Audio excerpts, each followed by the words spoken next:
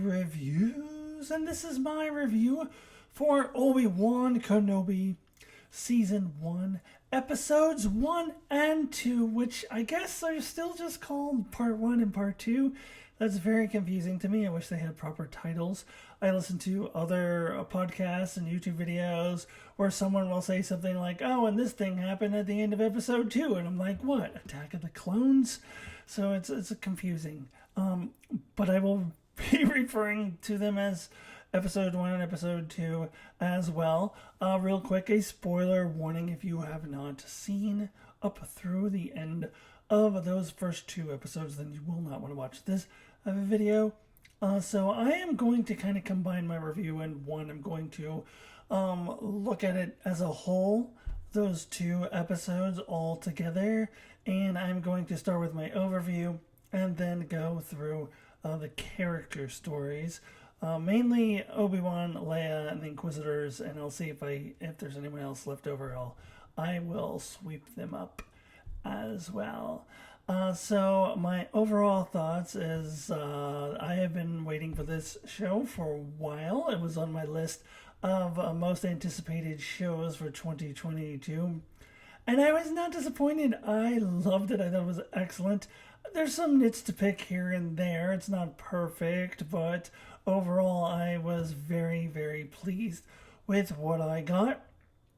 I will have to confess, though, I was a little more spoiled than I would have liked to be. I watch a channel called Star Wars Mag, and she reports on leaks coming from making Star Wars. And I don't watch her leak videos anymore. I still watch her breakdowns and her news and stuff if they're not leaks. But I don't watch her leaks anymore because I spoiled myself way too much. Like, I knew what I was getting into, but I basically knew the main plot points of the first two episodes.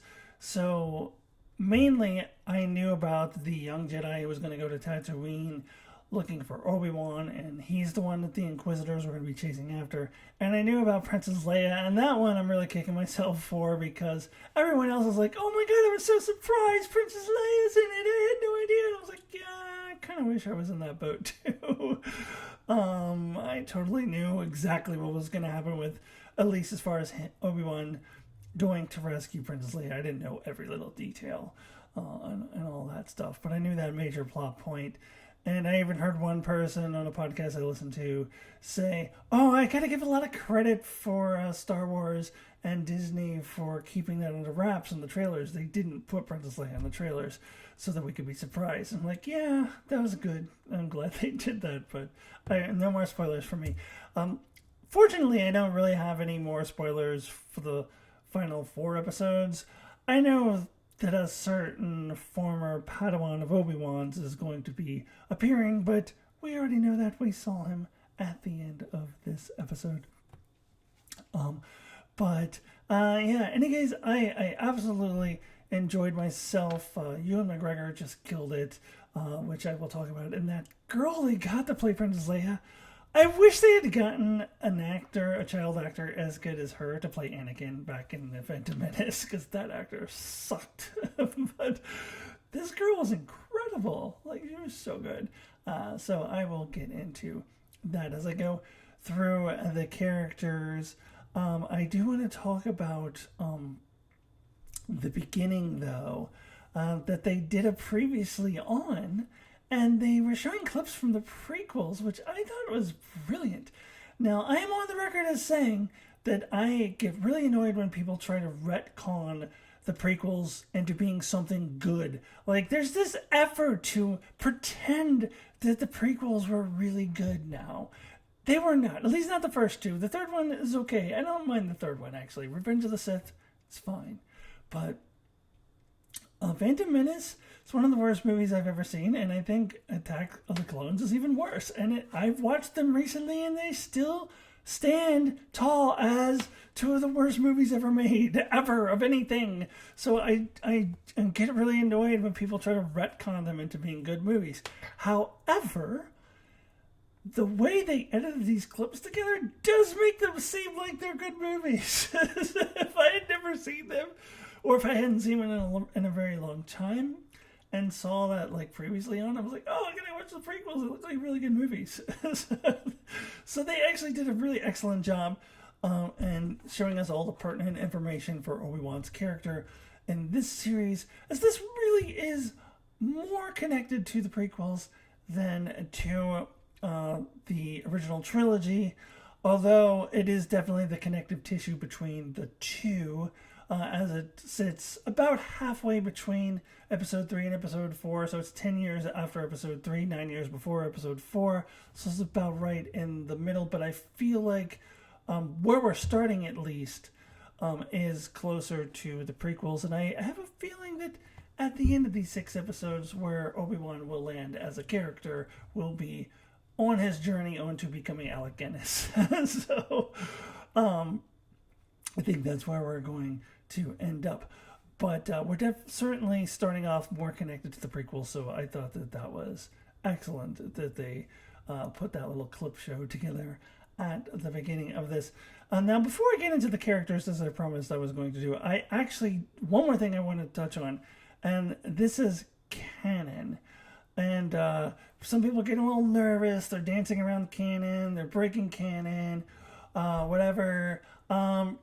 Listen, so the original trilogy was made with the idea that maybe one day there'd be more films, but they had no concept of this big expanded universe with 7 seasons of an animated show called The Clone Wars and Rebels and The Mandalorian and this expanded television universe. Never mind all the comic books and video games and books and all of that stuff.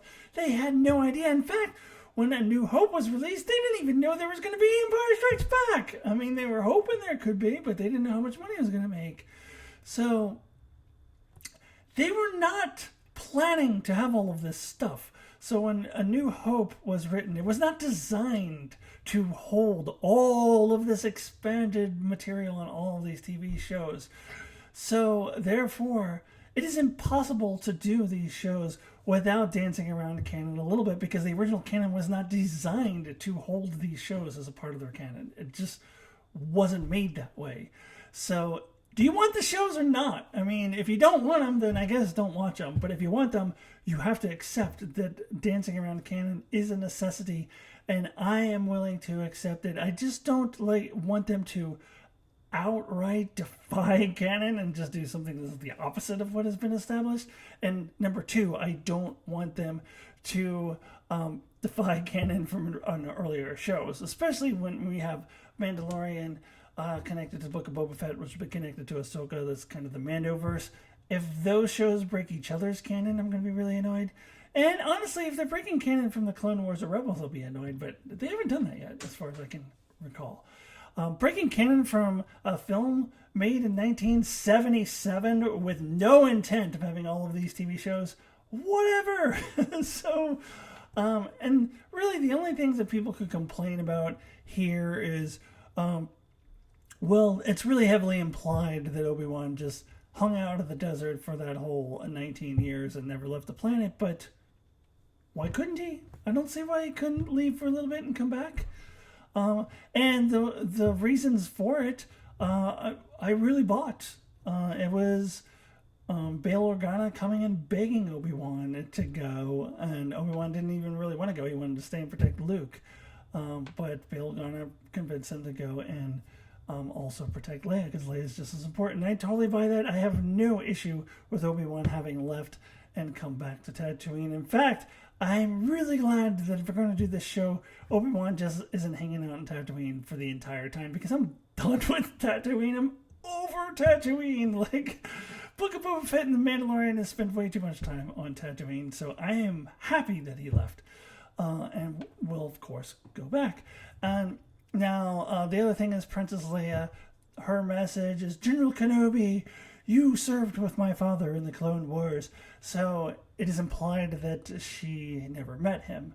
But you know what? At this point, she thinks his name is Ben. She has no idea he's Obi-Wan Kenobi. And maybe later on, who knows? Maybe he will say, oh, I'm Obi-Wan Kenobi. Maybe she will know.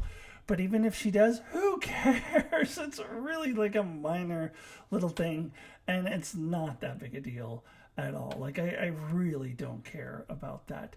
Now, of course, there's the upcoming breaking of canon because it's definitely really implied that Darth Vader's and Obi Wan's meeting in A New Hope was their first meeting since Revenge of the Sith days. But you know what? I'll tackle that when we get there. We're not there yet.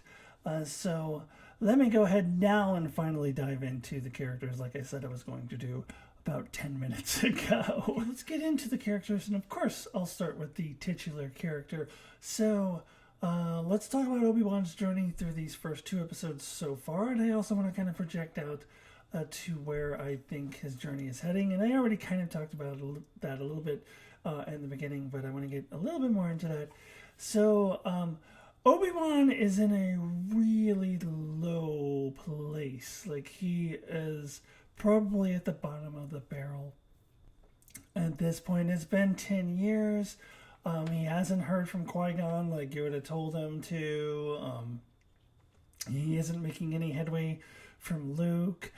He's got Owen telling him to stay the hell away from his son. And I'm sure that's probably not the first time that has happened. He is working a lowly factory job with an asshole boss, which, by the way, did you catch what they're doing there with the slicing up of the meat? It looked like he's like slicing up salmon or something. It's coming from that big giant sand whale that's like buried in the sand. There's this giant whale, and the factory is attached to that whale, and they're just cutting the meat out of that whale. I think that is so cool. And that big sand whale, that is like so Tatooine, particularly from the more recent shows. It reminds me of that like sandworm thing from the Mandalorian, and I don't think that it has any connection to those space whales from Rebels. I don't think that's what this is. I think this is a Tatooine thing. But anyways, that was really cool. But my point is that Obi-Wan is in a really state of despair. I would say depression. We find out he really hasn't been connected to the Force in a while. And you know what? This, to me, makes a lot of sense. It makes a lot of sense to me that he wouldn't just drop Luke off right after he, had his battle with Darth Vader, Anakin. I guess he was still Anakin at that point. Right after that, and then he's Alec Guinness all of a sudden. He's just this wise old man. It makes sense that he would have a journey to go through to get from where he is at the end of Revenge of the Sith to where he is when we see Alec Guinness in A New Hope. So to set this right and smack in the middle and have Obi-Wan being in this state of despair, I think is brilliant. I think it makes a ton of sense. And where I project his story going at the end of this is, as I said before, I think he's going to come out on the other end being more connected to the Force and being more positive and just ready and waiting to train him in 9 years later. Like, I think he's going to be in a trajectory toward becoming the Alec Guinness version of the character, where he's not at all at that place now. And I will say this, we see him calling out to Qui-Gon Jinn. If there is no Qui-Gon Jinn Force Ghost in the final episode, probably one of the final scenes, if not the final scene, this show would be a failure because they've set it up. I know it's a big statement, but that's how I feel. Because they've set it up for him calling out for Qui-Gon Jinn. And there's been rumors for the longest time. Nothing has been confirmed. I don't have a leak on this one, but nothing has been confirmed. But there's been rumors for a while, unsubstantiated, that Liam Neeson may appear in one form or the other, whether it's just a voice. If it's just his voice, it's fine. I don't need to see the Force Ghost. If it's just the voice, that's totally fine. But he needs to make contact with Qui-Gon Jinn at the end of this. Otherwise, what is the point? And as I mentioned earlier, Ewan McGregor is killing it. I'm so happy to see Ewan McGregor as Obi Wan again. Though the prequel sucked, he was definitely the highlight of those films. Ewan McGregor's Obi Wan. So I'm so thrilled to see him, and he is crushing it. He's doing a great job of showing the true state of despair that Obi Wan is, and I buy it. I feel it. When he uses the Force for the first time, and it looks like a long time by saving Princess Leia. You can see him struggle, but it was out of desperation. Like, Leia was going to die, and he had to save her. But you could see how much he struggled. You could see the strain on Ewan McGregor's face. Brilliantly done, and I buy all of this. I think the thing that really convinced him to go to get Princess Leia, not just because Bail Organa came, although that definitely probably kicked him in the butt, but I think what really made him make that decision is seeing that young Jedi hanging up there, and like, he could have helped him, but told him to go bury his lightsaber, which we found out that he did. He buried his and Anakin's lightsaber together in the sand. He must have thought, well, I might want to get these again, because otherwise, like, if he just buried them in some random spot, like, you would never see those things ever again. So he must have, like, okay, 3 steps to the right and 5 steps. He must have, like, mapped it out or something. He must have known exactly where he put it. So somewhere in the back of his mind, he knew he might get them out again. Now, of course, he hasn't used them yet, which is wise, because any use of a lightsaber would alert the Inquisitors. But even after the Inquisitors already knew about his existence, he still didn't use it because he's not ready there. So we're gonna get there. So I'm really here for this. I'm really enjoying it, and I can't wait to see how we get from point A, which is the desperate, depressed Obi-Wan in despair, to the Obi-Wan who's heading toward being Alec Guinness. I can't wait to see what they do. Now let's talk about young Leia, and as I said, this actress kills it. I love this little actress, and she perfectly captures who Leia is. She channels her best Carrie Fisher in a 10-year-old form. I can definitely, absolutely buy that this little girl is going to become the Carrie Fisher, Princess Leia from A New Hope. And she's both very wise and smart, as Obi-Wan at one point says, "How old are you? Are you 10?" Because she, like, will just come out with a lot of really intelligent things out of nowhere, like she did with her cousin. That scene where she dresses down her cousin, that was, I love that. That was very, very satisfying. Sucks that he's gonna get blown up. Like, I don't want anybody to get blown up, but I did enjoy that. That she did that, and at the same time, she's also, like, you know, a little kid, and she's also a little rebellious, and she has no interest in politics at all. She has a conversation with her father, which, by the way, Jimmy Smits, I love seeing him in that role, and he did a great job. She has a little conversation with her father about how she doesn't want to be in politics. I think at some point something's going to have to happen that is going to really inspire a hatred of the Empire in her. I don't think she's there yet, and maybe she gets there in this series. Maybe that's her journey in this series. Although I don't think this has to be. This isn't called Princess Leia, so I don't think that she has to have that turning point in the course of this series. But she could. But at some point between this time and the time when she's 19 years old, and we see her having a passion for the rebellion and a passion to defeat the Empire, something's gonna flick a switch in there. It's not about politics and being a senator and all that stuff. It's about having a hatred for the Empire, and that's before her planet gets destroyed by the Empire. So something's going to click in her, and maybe we'll see that in this series, and maybe we won't. I will also say about that conversation that Bail Organa has with her is, it's kind of sad that he's like, one day you will be the queen, you'll be the senator, blah, blah, blah. But she won't because the whole planet is going to get destroyed. Sure.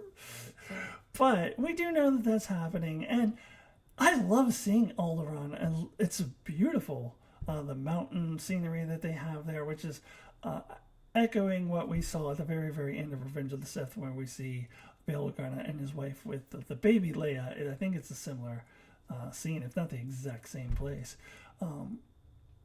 So I am loving all that. And I also got to point out, I'm jumping around a lot, but in the second episode, Obi Wan remarks that he reminds her of someone, and he's, of course, referring to Padme, and he's talking about her stubbornness and just how strong-willed she is, and he's absolutely right. So I love that. I love that they made that connection, and that Obi-Wan, of course, doesn't tell her that he's talking about her mother, but that's who he's talking about. And not only, obviously, does she have that connection to Padme, but also, as I mentioned earlier, to the future Princess Leia, which means future Princess Leia has the connection to Padme, and it's all connected. So I absolutely love it. Brilliant. I love that they put that line in there to remind us of that. Very good job.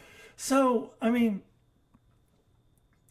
the whole plot with her being kidnapped, that's one of my nits to pick. That's one of the things I would say is not perfect, because it's very tropey, very silly. The whole, like, I don't know, we're bad guys, we're capturing the little girl. I mean, it reminded me of, I don't know what movie it would be, but like one of those childish movies or cartoons or something. It was just something very, very childish. And it's funny, when I first saw that guy on screen, I was like, oh, hey, it's Needles from Back to the Future 2. And I'm like, what? Needles? No, that's Flea. It's Flea from the Red Hot Chili Peppers, who also played Needles in Back to the Future 2. But it's funny that my brain went immediately to Back to the Future 2 before I went to, oh, yeah, he's the bass player in one of my favorite bands from the 90s. Or they were one of my favorite bands in the 90s. I don't listen to them as much anymore. Anyways, that whole thing was a little hokey, but, you know, needed it to move the plot forward and to get her together with Obi-Wan and all of that. I am wondering, do they part their ways after the next episode, or are they together for the rest of the season? I don't know, because I don't have any more spoilers, so I don't know. So I'll be very curious to see. I would be fine if we don't see her again after this. I think we've gotten our fill of Princess Leia, if that's it. And if we're going to continue to see her, I love this actress, so I will be on board for it. So let's see what happens moving forward. So let's talk about the Inquisitors. There's 3 of them. We've got the Grand Inquisitor, the 5th brother, and the 3rd sister, also known as Reva. And 2 of the 3 we've seen before in Rebels, the Grand Inquisitor and the 5th brother, which, by the way, so the Grand Inquisitor is not dead. So I don't know why the death fake out there, because if you've seen Rebels, he's perfectly alive 5 years later, unless they're going to say the other guy is a different dude, and that's why the other one was played by Jason Isaacs and this one was played by Rupert Friend, and they're completely different in a lot of ways. That they're 2 different dudes of the same species, that would bother me. I don't want them to be 2 different guys. So, like, I would actually rather, at this point, that he just survived being stabbed, and he's just gonna spend some time in the Banta Tank. Like, you know, that's, as we've learned, the Banta Tank heals all. So Grand Inquisitor will just spend some time in the Banta Tank, and he'll come out and he'll be fine. So that's what I think we're going. I would rather that they didn't do that at all, but at this point, since it's done, I would much prefer that he goes in the Banta Tank and comes out okay, than to say that it's 2 different guys from the same species that both happen to end up being the Grand Inquisitor. I think that's a little silly. Now, this one is a little different from the Jason Isaacs version, whether it's the same person or not. But I really bought it, though. I really liked it. It was cold and calculated. I loved his speech about the Jedi hunting themselves. That was very true, for one thing, but it was just very creepy and foreboding, and I absolutely love it. The fifth brother doesn't say a whole lot in this, but he also, the Inquisitors are just creepy and evil, and I love it. They have a very villainous presence, so I absolutely love it. Now, I do want to touch on Reva, who's a character we have not seen before, which tells me she doesn't survive this. Like, she's not around during Star Wars Rebels, and she will probably be her own downfall. Now, it seems like she is trying to gain favor with Darth Vader by kidnapping his most, wanted enemy. Little side note before I get more into Reva. A little side note. I saw a meme recently with, I think it was Darth Vader talking to one of his generals or something. I forget who was in the meme, but they were basically saying, "So we found somebody named Ben Kenobi living on Tatooine," and Darth Vader was like, "He didn't bother changing his last name, and he went back to the planet that I grew up on. He would never be that stupid. It can't be him." But it's so funny how the Empire seems like it's impossible for them to find Obi Wan Kenobi when this young Jedi dude, he found him just fine. And Bail Organa knew where he was, but still, this Jedi found him. So why is it so impossible for the Empire to find Ben Kenobi on the planet that Anakin grew up on? Anyways, Darth Vader can't find him. Who knows where he is? So he has sent out Reva, or rather, Reva is trying to impress Vader. Who knows? Maybe he did personally send her out. We don't know that yet.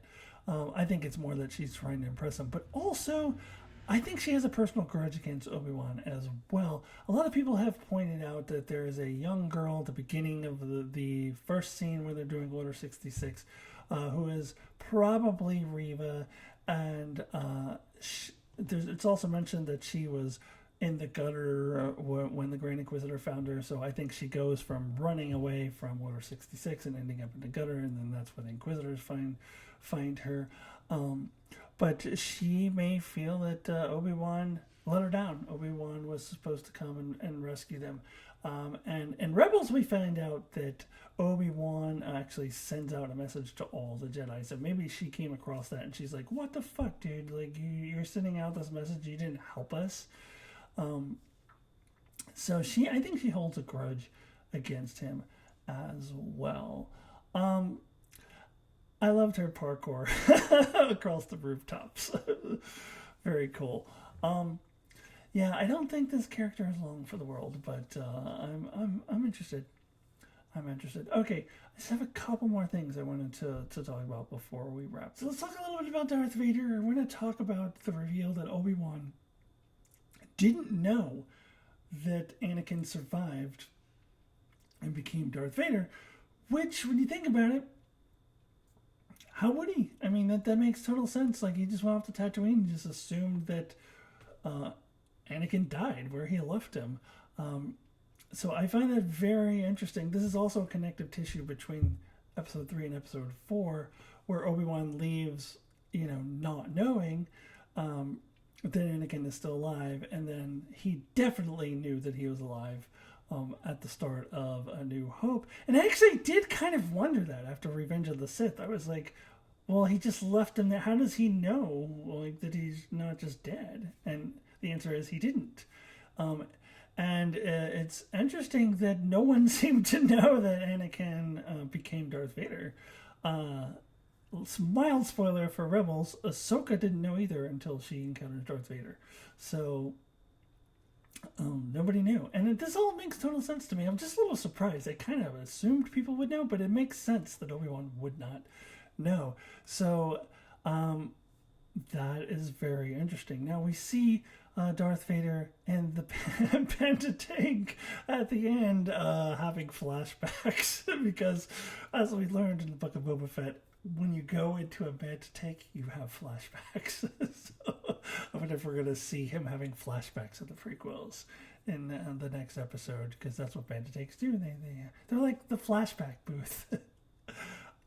That's an obscure reference that probably only my brother gets, and I don't want to get into the details of that. It's from the Gary Shandling show from Showtime in the 1980s. Anyways,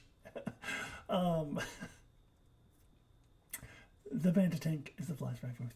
So that's very interesting. Not that the Banta tank is a flashback booth, but that Obi Wan didn't know that Darth Vader was still alive. So we'll see what happens from here. I'm very, very interested. Now, I want to touch on a couple other things. I gotta give a little shout out to Tamira Morrison making a little cameo as a as a scraggly old war veteran clone, which I thought was really on point. I have been wondering what happens to the damn clones. The only ones we know about is Rex and those other 3 clones that he was with in Rebels. Like, those are the only ones that we know where they are by the time we get to A New Hope. I just assume they all died. So, but the trailer for season 2 of The Bad Batch was just released, and the word on the street is The Bad Batch is really going to dive into what happens to the clones next. So I think we are going to find out what happens to the clones, but I always kind of like wondered that. And here's one, he's like a Vietnam vet on the street. I loved how he used his helmet to collect coins. And Obi-Wan gave him some. Good for you, Obi-Wan. Even though those guys tried to kill you, you still gave him some coins. I wonder if that's going to be Tamira Morrison's only appearance, or will he show up as another clone? I think it would be cool if he showed up as another clone or 2, but we shall see. Okay, I think this has gone on long enough. This is a little bit of a longer video because I am trying to cover 2 episodes in one and talk about not having seen Obi-Wan in a while, and I had a lot of catching up to do. But before I go, let me go ahead and give my rating out of 10. So I'm going to give a 9, and you can say it's a 9 for the whole thing, or you can say 9 for each episode, 9 for episode 1 and 9 for episode 2. Doesn't matter, it's a 9. Whatever way you want to look at it. You can go ahead and say each episode is a separate 9. That's fine. Really, really, really enjoyed it. Not perfect, but it scratched that itch. It was really what I was looking for, and I hope to continue on. Help me, Obi Wan Kenobi, you're my only hope. Continue on this really intriguing character journeys and really interesting storytelling that will connect us between episode 3 and episode 4. All right, everybody, please join me in a couple days for my review for episode 3, which will be out on Wednesday. And I will review that, and then I will be reviewing every episode of Obi-Wan Kenobi, as well as every episode of Star Trek Strange New Worlds if you're into Star Trek. So please subscribe if you have not already, and I will see you very soon. Goodbye, everyone.